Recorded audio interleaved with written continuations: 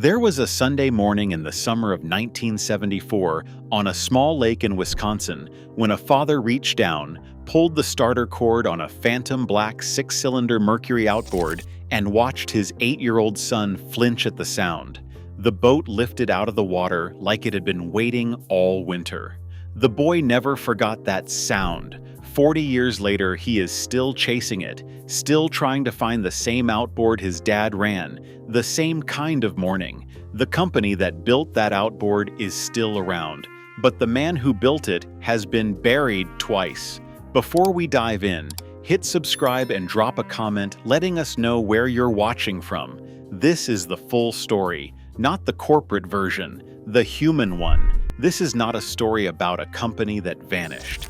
Mercury is still selling outboards tonight. It is a story about how a corporation can take a man's name, his factory, his workers, and his soul, and keep selling motors on the back of all of it for 63 years.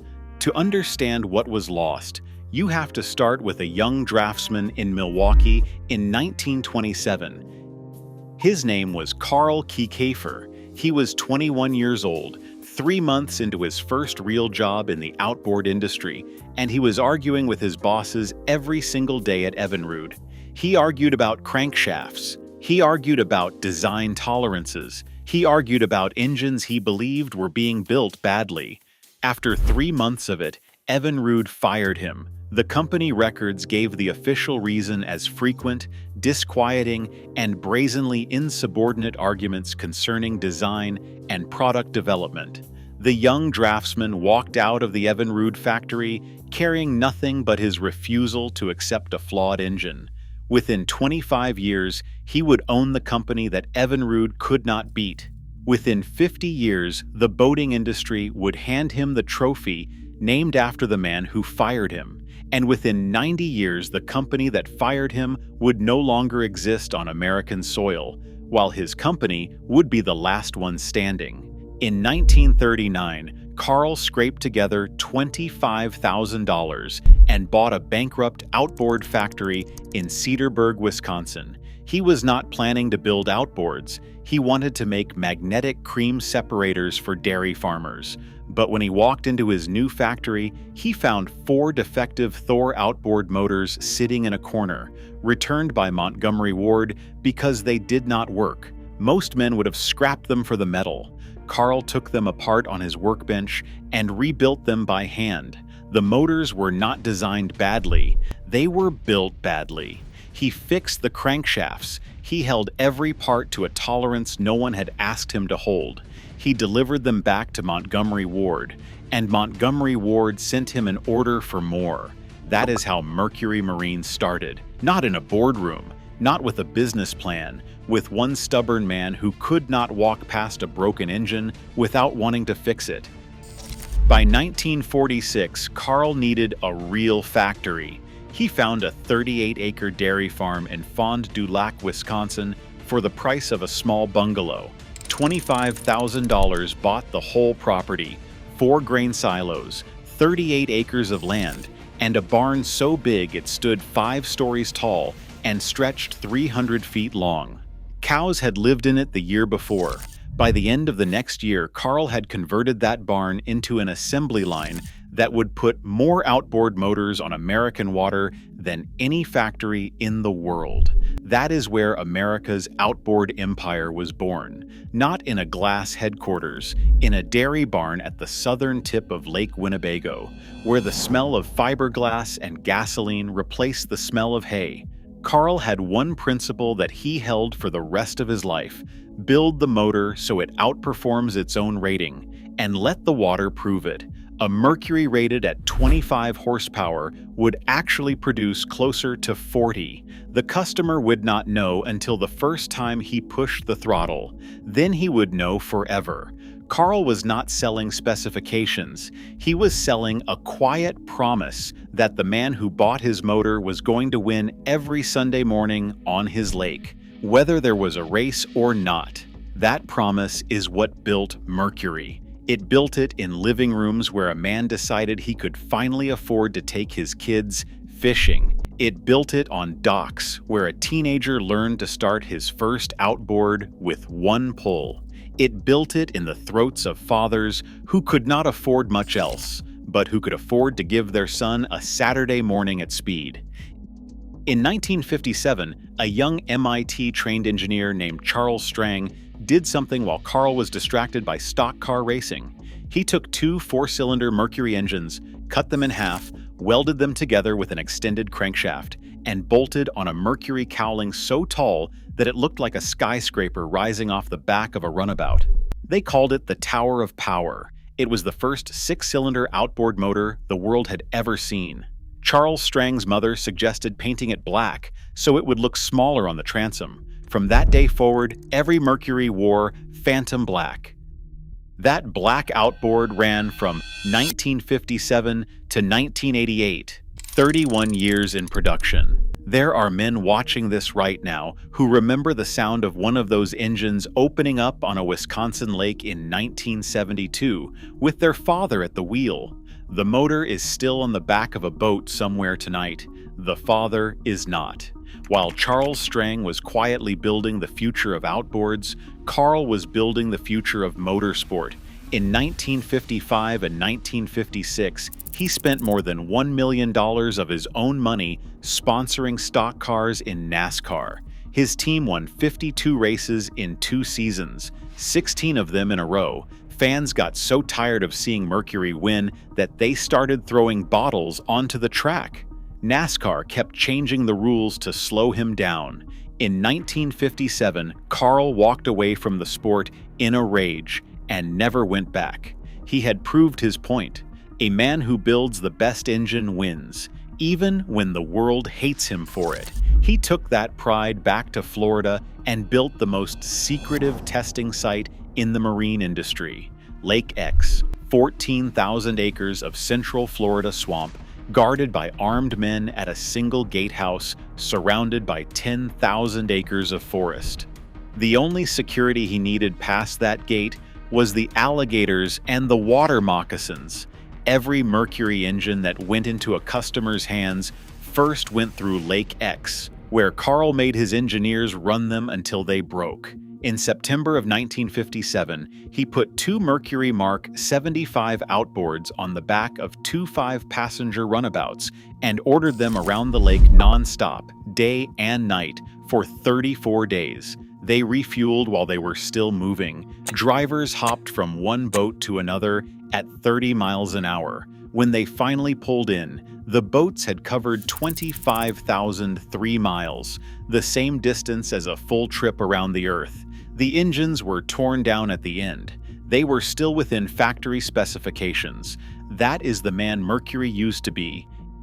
85 years later, there are still men who can tell you exactly what their first Mercury was. There was a boy named Dustin who grew up on his father's Checkmate boat with a Mercury Black Max 200 horsepower screaming off the back of it. He can still hear the sound of that motor. His father passed away last year. The boat is his now, and he is trying to bring it back to the exact condition it was in when he was a kid, because that motor is the only place his father still lives. There is a man named Don who still runs the same 1966 Mercury his father bought new on a 1966 Glasspar boat.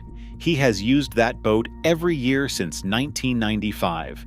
There is a man in New Jersey who remembers the Tower of Power 6-cylinder Mercs at the Jersey Shore in 1968 because his dad ran one. There is a Grady White dealer's son who remembers that in 1961, your only outboard option on a Grady was Mercury or Mercury. These are not customer testimonials. These are inheritance stories. The boat is the inheritance. The engine is the inheritance. The Saturday morning is the inheritance.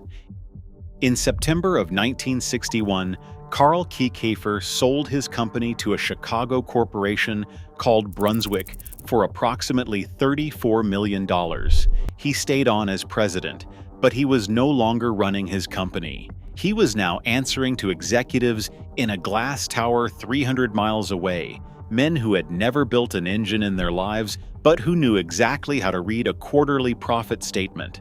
Carl lasted 9 years. By the end of January 1970, he could not take it anymore. He resigned and walked out. 2 years after he walked out, Brunswick did something that no one in Fond du Lac forgot. They erased his name from the company. From that day forward, Kiekhaefer Mercury was just Mercury Marine. The founder's name was gone. The workers noticed. They have been noticing ever since. That was the first burial. Carl did not pass away until 1983. He was 77 years old. He left behind one famous line. He said, "Wherever I'm going, heaven or hell, I do hope they have an engineering department." 3 years before he passed, the boating industry handed him the Evinrude Award, the trophy named after the man whose company fired him 50 years earlier. For 30 years after Carl was gone, Brunswick still told the workers in Fond du Lac that the family was strong. Multi-generational employment was the rule. Grandfather, father, and son all working the same line at the same time. 5,000 workers on the payroll, pensions that let a man retire with dignity, a paycheck that let a Wisconsin family own a home, raise kids, send those kids to college. Then in 2009, the recession came, and Brunswick walked into a union meeting in Fond du Lac and told the workers they had a choice: accept a 30% pay cut, the elimination of severance pay, and a permanent reduction in pensions, or the factory moved to Oklahoma. The workers voted no twice. The third time they voted yes, narrowly, because the community begged them to. They saved the factory by destroying their own paychecks. 6 months later, in March of 2010, the same Brunswick executives who had threatened to leave town awarded themselves bonuses. What no one at the meeting was told was that Mercury Marine had earned $1.1 billion in profits in the 7 years leading up to that recession. And in those same 7 years, Mercury had paid $0 in Wisconsin state corporate income tax. Brunswick was taking tax breaks from the state and demanding pay cuts from the workers at the same time. In July of 2024, Brunswick laid off 1,700 hourly workers in Fond du Lac in a single afternoon. They called it temporary. 2,100 workers in total were cut in 4 months. The local news stations in Green Bay and Milwaukee covered it. The county executive begged people not to panic. The men and women walking out of that factory had built the best outboard motors in the world that week, and the week before, and every week for 30 years. And Brunswick treated them like a line item that did not fit a quarterly target. There is a man working in Fond du Lac right now whose grandfather retired from that factory with a full pension. His father is hanging on with a reduced one. His own son has already told him he will never set foot inside that building. 3 generations of one Wisconsin family. The grandfather lived comfortably. The father is paying off the same house. The son will not even try. This is what they mean when they say the soul is gone. Not the engineering. The engineering is still excellent. The motors are still the best in the world. The workers in Fond du Lac still build them with the same pride Carl Kiekhaefer demanded in 1947. But somewhere along the way, Brunswick decided that the workers were the cost, not the asset, that the value was in the brand, not the hands. A man in Wisconsin opened up the cowling on his brand new Mercury 60 horsepower last year and saw 3 words stamped on the engine identification plate: Made in China. He had owned Mercuries his whole life. He said he would never buy another one. Somewhere in a cemetery in Fond du Lac, Carl Kiekhaefer is rolling in his grave. That was the second burial. The first was the name. The second is the family. Mercury Marine still posts record profits. Brunswick still pays executive bonuses. The Verado Outboards still win every shootout. The V12 still costs $77,000 and still sells out. But every now and then, on a quiet morning in Fond du Lac, you can drive past a converted dairy barn and see the same 5-story building Carl Kiekhaefer turned into America's outboard empire in 1946. And if you stand close enough, you can almost hear the sound of a tower of power coming off a Wisconsin lake in 1972, with a father at the wheel and a son flinching at the sound. Carl Kiekhaefer built Mercury because he believed a working man deserved a Saturday on the water. Brunswick took that company and turned it into a layoff machine that no longer believes a working man deserves a paycheck. The motors are still selling, the engineering is still winning, the boats are still flying, but the man who built it all has been buried twice, and the workers who held it together are still showing up to the same factory floor, still building the best outboards in the world, while their sons go look for work somewhere else. If this story stayed with you, hit subscribe so the next one finds you when it's ready.